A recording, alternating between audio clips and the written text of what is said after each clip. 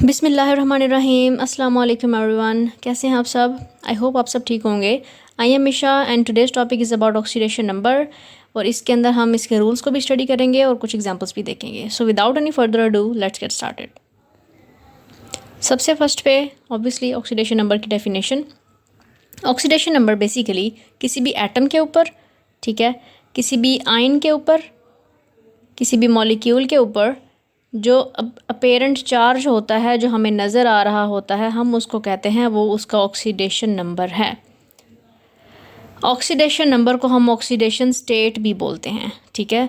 जैसे यहाँ पे जो मैंने एग्जांपल दी है वो देखें अगर हम, तो मैंने एग्जांपल दी है HCl की। अब HCl में हमने इसके ऊपर होल के ऊपर जो चार्ज वैसे ज़ीरो है, इसको भी मैं रूल्स के अंदर एक्सप्लेन करूँगी। वैसे अगर देखें हम इसकी, तो यहाँ पे हाइड्रोजन जो है वो +1 इसकी ऑक्सीडेशन नंबर होता है और क्लोरीन का -1 ऑक्सीडेशन नंबर होता है, ठीक है। सो बेसिकली किसी भी एटम के ऊपर, किसी भी मॉलिक्यूल के ऊपर, किसी भी आयन के ऊपर जो चार्ज हमें नज़र आ रहा है, that is basically called oxidation number, और it is also known as oxidation state. अब हम मूव करते हैं रूल्स की तरफ। तो सबसे पहला रूल है, the oxidation number of an atom in its free state is zero. यानी कि एटम जब अपनी फ्री स्टेट में प्रेजेंट है तो उस टाइम उसके ऊपर जो भी होगा चार्ज, वो क्या होगा? ज़ीरो। फॉर एग्जांपल अगर हम जिंक को लेते हैं इस फॉर्म में, तो ये फ्री स्टेट में प्रेजेंट है, तो इसमें इसकी ऑक्सीडेशन स्टेट क्या होगी? ज़ीरो, ठीक है। रूल 1 ये हो गया हमारे पास। सेकेंड रूल है, the oxidation number of an ion consisting of a single element is equal to the charge of the ion. यानी कि अगर हमारे पास एक आयन है और वो सिंगल एलिमेंट पे एग्जिस्ट कर रहा है, यानी कि अगर सिंगल एक आयन है हमारे पास, तो वो उसका ऑक्सीडेशन नंबर क्या होगा? वही जो उसका चार्ज होगा।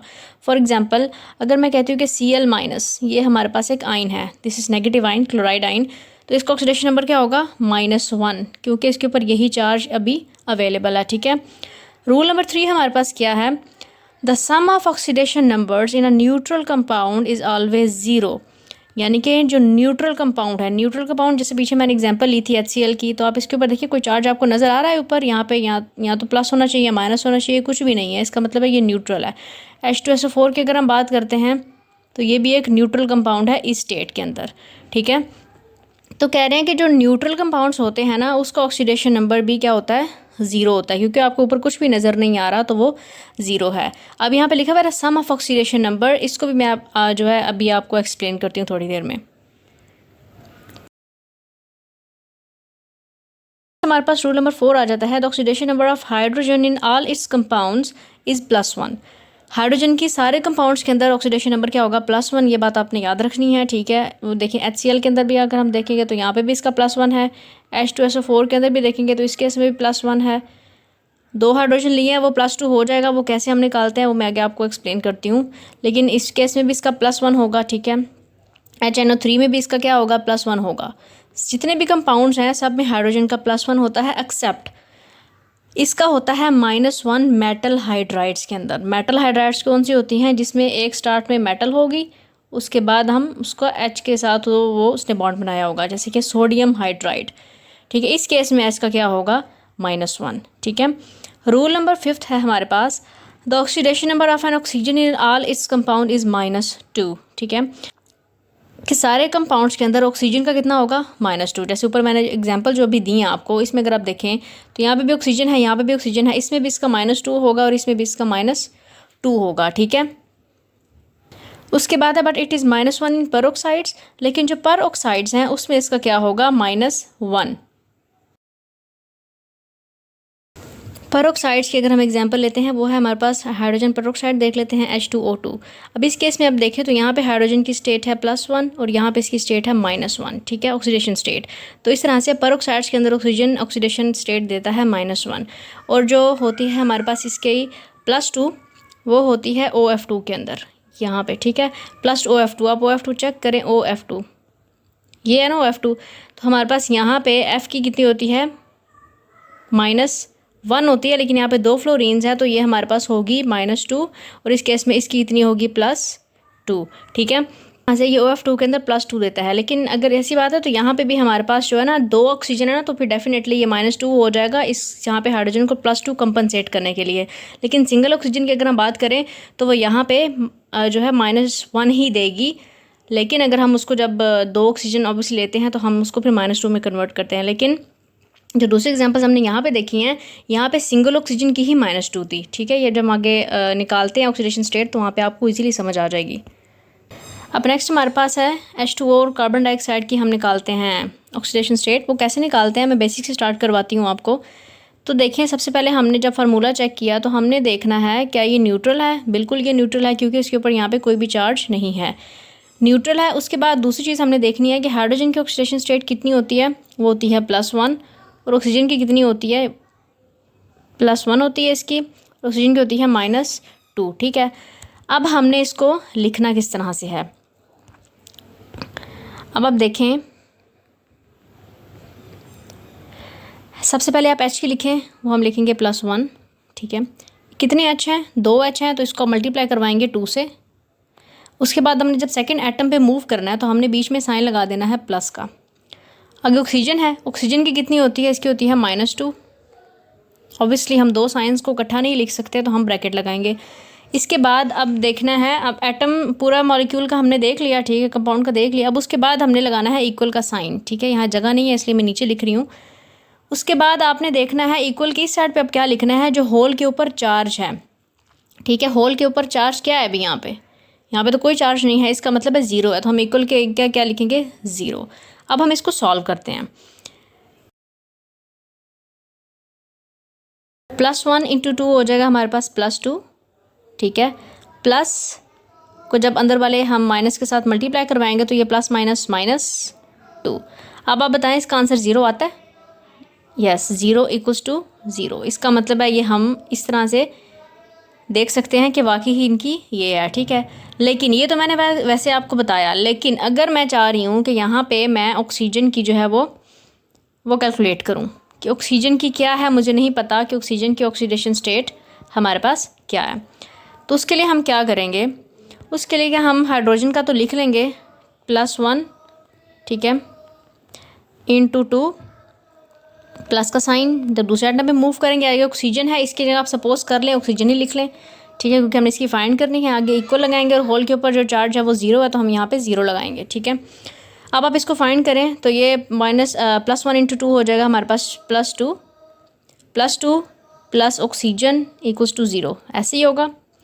अब ये +2 है, हमने सिर्फ ऑक्सीजन फाइंड करना है, तो ऑब्वियसली ये +2 जो है ये इक्वल के इस साइड पे आ जाएगा। जब ये इक्वल के इस साइड पे आ जाएगा तो ये हो जाएगा ऑक्सीजन = -2। तो हमारे पास इस तरह से ऑक्सीजन की भी आ जाती है कि वो क्या है। इस तरह से कार्बन डाइऑक्साइड की भी है। इस पर अब हम सपोज करें हमने कार्बन की फाइंड करनी है, ठीक है। तो कार्बन डाइऑक्साइड मैंने लिखा, कार्बन की चूँकि मैंने फाइंड करनी है तो मैं कार्बन को ऐसे ही लिखूँगी C। सेकेंड एटम पे मूव करने से पहले हम प्लस का साइन लगाएंगे। ऑक्सीजन की हमें पता होती है -2, ठीक है, और ये है कितने, 2 हैं, तो 2 से हम इसको मल्टीप्लाई करवाएंगे =। अब आप मुझे बताएं इसके ऊपर चार्ज है, कोई चार्ज नहीं है, इसका मतलब ये न्यूट्रल है, तो हम यहाँ पे लिखेंगे 0। हम अब इसे कैलकुलेट करें, हो जाएगा कार्बन +4, ये हो जाएगा -4 = 0। कार्बन +-4 = 0, और जब ये कार्बन इधर रह जाएगा और हम -4 को यहाँ लेके आएंगे तो ये हो जाएगा +4। तो कार्बन की हमारे पास क्या ऑक्सीडेशन स्टेट आ गई, +4। सो इस तरह से आप ऑक्सीडेशन स्टेट्स को जो है वो कैलकुलेट कर सकते हैं। Oxidation number of polyatomic ions कि इसमें हमारे पास क्या होगा, the sum of oxidation number of all the atoms = the charge of a polyatomic ion. Polyatomic का मतलब है कि बहुत ज़्यादा एटम्स वाला आइन, ठीक है। जैसे कि यहाँ पे मैंने एग्जांपल दी है SO4 2 नेगेटिव की, SO4 2 नेगेटिव। अब देखें इसमें ये है एक आइन है क्योंकि इसके ऊपर चार्ज है, ये एक आइन है और इसमें कितने एटम्स हैं, एक सल्फ़र है और इसमें 4 ऑक्सीजन हैं, बेसिकली इसमें 5 एटम्स हैं, ठीक है। तो इस तरह के आइंस में बेसिकली हम क्या कहते हैं, कौन सा रूल लगाते हैं कि oxidation number of all the atoms, कि जितने भी एटम्स हैं इसके अंदर, एक सल्फ़र है उसका भी ऑक्सीडेशन नंबर, 4 ऑक्सीजन है उसका भी ऑक्सीडेशन नंबर किसके इक्वल होगा, जो इसके ऊपर चार्ज दिया हुआ है। वो किस तरह से अभी हम देखते हैं। अब हम इसको कैलकुलेट करते हैं। सपोज़ करें हम सल्फ़र की कैलकुलेट करते हैं, ठीक है, SO4 -2। S की हमने फाइंड करनी है तो हम S को ऐसे ही लिख लेंगे, ठीक है, प्लस का साइन लगाएंगे। ऑक्सीजन की होती है -2, ये है कितने, 4 हैं, वो हम लिख लेंगे। उसके बाद इक्वल का साइन लगाना है क्योंकि एटम्स कंप्लीट हो चुके हैं। अब उसके ऊपर हमने देखना है इक्वल के साइड पे हम क्या लिखते हैं, जो हमारे पास चार्ज होता है। चार्ज इस केस में कितने, इस केस में चार्ज है -2। अब इसको कैलकुलेट करें ज़रा। सल्फ़र मैं साइन को डायरेक्ट मल्टीप्लाई कर रही हूँ, प्लस माइनस हो जाएगा माइनस, और 4 × 2 हो जाएगा 8, ठीक है, इक्वल्स टू -2। ऐसे ही है, सल्फ़र इधर ही रहेगा और हमने चूंकि इसी की ऑक्सीडेशन स्टेट फाइंड करनी है तो -8 यहाँ पे आ जाएगा। ऑलरेडी -2 यहाँ पे प्रेजेंट है, -8 जब यहाँ आ जाएगा तो इट विल बी +8। अब इसको कैलकुलेट करें तो सल्फ़र इक्वल्स टू +8 और -2 होता है हमारे पास +6। तो इस तरह से हमने सल्फ़र की जो ऑक्सीडेशन स्टेट है वो कैलकुलेट कर ली। अब लास्ट में मैंने कुछ एग्जांपल्स ऐड किए हैं जिसमें हमारे पास सबसे पहले H2SO4 है, ठीक है, उसके बाद हमारे पास KMnO4 है और उसके बाद HNO3 है। सबसे पहले H2SO4 था, इसमें हम निकालते हैं सल्फ़र की, चेक कर लेते हैं, ठीक है। H हमारे पास है +1, हैं कितने एटम्स, 2 हैं, हम 2 लगाएंगे साथ। नेक्स्ट एटम पे मूव करना है तो प्लस का साइन लगाएंगे। सल्फ़र की फाइंड करनी है तो उसे हम ऐसे ही लिखेंगे, उसके बाद प्लस का साइन अगेन लगाएंगे। और ऑक्सीजन की -2 होती है, ठीक है, और है कितने, 4 एटम्स कंप्लीट हो गए थे, इक्वल का साइन। उसके बाद ऊपर आपने यहाँ देखना है कोई चार्ज है, चार्ज नहीं है, इसका मतलब ये न्यूट्रल है तो 0 लगाएंगे। +1 × 2 हो जाएगा +2, प्लस सल्फ़र की हमने फाइंड करनी है, प्लस माइनस -4 × 2 8 इक्वल्स टू 0। इनको यहाँ पे सॉल्व कर लें, +8 + 2 कितना होता है, -6 इक्वल्स टू 0। तो सल्फ़र जब इधर आएगा -6 तो ये हो जाएगा सल्फ़र की +6, ठीक है। तो इस तरह से हमने H2SO4 में कैलकुलेट कर लिया। आप चाहें तो ऑक्सीजन की भी कैलकुलेट कर सकते हैं। हम इसमें ऑक्सीजन की कैलकुलेट करके देखते हैं H2SO4 में, ठीक है। सल्फ़र की +6 आई थी हमारे पास, ये हो जाएगा +1 × 2 +6 प्लस ऑक्सीजन × 4, ठीक है, या 4 ऑक्सीजन्स। ये हो जाएगा +2 हमारे पास, +6 + 4 ऑक्सीजन इक्वल्स टू 0। यहाँ पे इक्वल्स टू 0 भी हमने ऐड करना है, ठीक है। ये हो जाएगा +8 + 4 ऑक्सीजन इक्वल्स टू 0। +8 जब यहाँ पे आएगा तो वो क्या हो जाएगा, 4 ऑक्सीजन इक्वल्स टू -8। अब देखिए 4 यहाँ पे ऑक्सीजन के साथ मल्टीप्लाई हो रहा है ना, तो यहाँ पे आके क्या हो जाएगा, डिवाइड हो जाएगा। तो oxygen equals to -8 divided by 4, तो इसका आंसर क्या आ जाएगा, ऑक्सीजन इक्वल्स टू -2 जब आप कटिंग करेंगे तो इस तरह से हम ऑक्सीजन की भी निकाल सकते हैं। दूसरी एग्जांपल थी हमारे पास KMnO4 की, इसमें हम मैंगनीज़ की कैलकुलेट करते हैं, ठीक है। अभी यहाँ पे भी आप चेक करें तो होल के ऊपर कोई चार्ज नहीं है, इसका मतलब है ये न्यूट्रल है। पोटेशियम हमारे पास ग्रुप 1 में आता है तो इसकी +1 है, प्लस मैंगनीज़ की हमने फाइंड करनी है, प्लस ऑक्सीजन की -2 × 4 इक्वल्स टू होल के ऊपर कोई चार्ज नहीं तो 0। ये हो जाएगा +1 plus manganese plus minus -4 × 2 8 equals to 0। -8 + 7 क्या होता है, -8 + 7 सॉरी -8 + 1 क्या होता है, -7 इक्वल्स टू 0। तो मैंगनीज़ की क्या आ जाती है, इक्वल्स टू +7। और लास्ट में हमारे पास एक और मैंने ऐड की थी विच वाज HNO3। अब इसमें आप नाइट्रोजन की कैलकुलेट कर लें।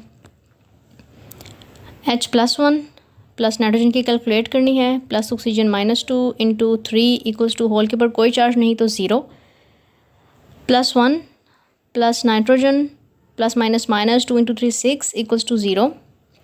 ये हो जाएगा N -5 equals to 0। So nitrogen की आ जाएगी +5, ठीक है। सो इस तरह से हम इनकी ऑक्सीडेशन स्टेट्स को कैलकुलेट करते हैं। सो आई होप आपको ये लेक्चर समझ आया होगा। अब आपसे मिलते हैं इंशाल्लाह नेक्स्ट वीडियो में। अंटिल देन, अल्लाह हाफिज़ everyone and take good care of yourselves.